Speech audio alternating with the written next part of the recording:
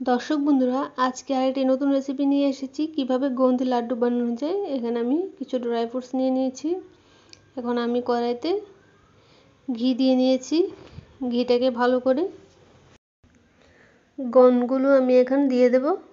এখানে আমি অল্প অল্প করে দিয়ে নিচ্ছি। দিয়ে দেখুন উপর থেকে এটা ফুলে উঠছে। যতক্ষণ না পর্যন্ত একটু লাল লাল হয়ে আসবে, তাই দেখুন লাল লাল হয়ে এসেছে, একটু লাল একটু ব্রাউন কালার এসেছে। এখন আমি এটাকে নামিয়ে নেব। এভাবে আপনারা বুঝতে পারবেন এটা দেওয়ার সাথে সাথে এখন ফুলে উঠছে। এখন হালকা করে একটু নেড়ে নেব। দেখুন হালকা করে একটু নেড়ে নিচ্ছি। এখন নামিয়ে নেব, লাল হয়ে গেছে।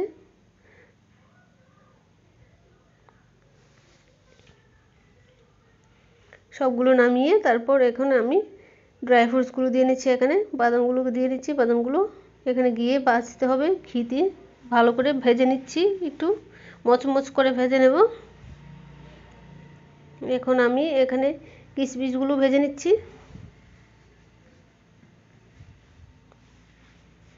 ভাজা হয়ে গেছে, এখন নামিয়ে নেব। অপর দিকে আমি এক দেড় কাপের মতো এখানে আমি আটা দিয়ে নিয়েছি। আটাটাকে ভালো করে আমি এখানে ঘি ছাড়াই এখানে আমি এটাকে ভালো করে ভেজে নিচ্ছি।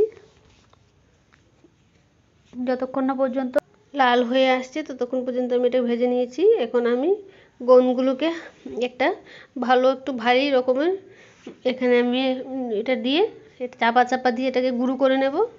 আপনারা চাইলে পুতুর সাহায্যে এটাকে গুঁড়ো করতে পারেন। একটা ভারী কোনো কিছুর সাহায্যে এটাকে ভালো করে গুঁড়ো করে নিয়ে তারপর এখানে আটাটা উপর দিয়ে ঢেলে দিয়েছি। দিয়ে তারপর এখানে আমি ভাজা ড্রাই ফ্রুটসগুলো এখানে দিয়ে নিচ্ছি। অপর সাইডে আমি এখানে গুড় দিয়ে নিচ্ছি। কড়াইতে গুড়টা দিয়ে তারপর অল্প করে 1 কাপের মতো এখানে জল দিয়ে নেব। দিয়ে এটাকে ভালো করে মেল্ট করে নেব। গুড়টা যতক্ষণ পর্যন্ত ভালো করে পাকানো হচ্ছে ততক্ষণ পর্যন্ত হাতে দিয়ে নেড়ে নিচ্ছি। দেখুন কি সুন্দর এটা ভালো করে মেল্ট হয়ে এসেছে আর এটা আটা ভাবও চলে এসেছে। এখন আমি ড্রাই ফ্রুটসগুলোকে আর আটাগুলো সবগুলো একসাথে মিশ্রণ করে নেব। একটা চামচের সাহায্যে আমি এটাকে ভালো করে মিশ্রণ করে নিচ্ছি। তারপর উপর থেকে আমি এখানে এটাকে দিয়ে নেব। এখন আমি এটা দিয়ে নিয়েছি। গুড়টাকে দিয়ে তারপর ভালো করে নেড়ে নেব।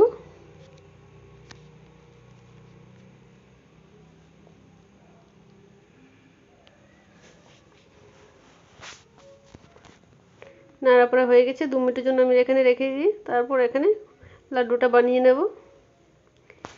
ছোটো ছোটো করে আমি এখানে লাড্ডুগুলো বানিয়ে নিচ্ছি। আপনারা চাইলে বড় করেও বানাতে পারেন। দর্শক বন্ধুরা, এই লাড্ডুটি খুব টেস্টি একটি মজাদার লাড্ডু। আশা করি আপনাদের ভালো লেগেছে। যেমন খুশি তেমন একটু বড় করে সাইজের বানাতে পারেন।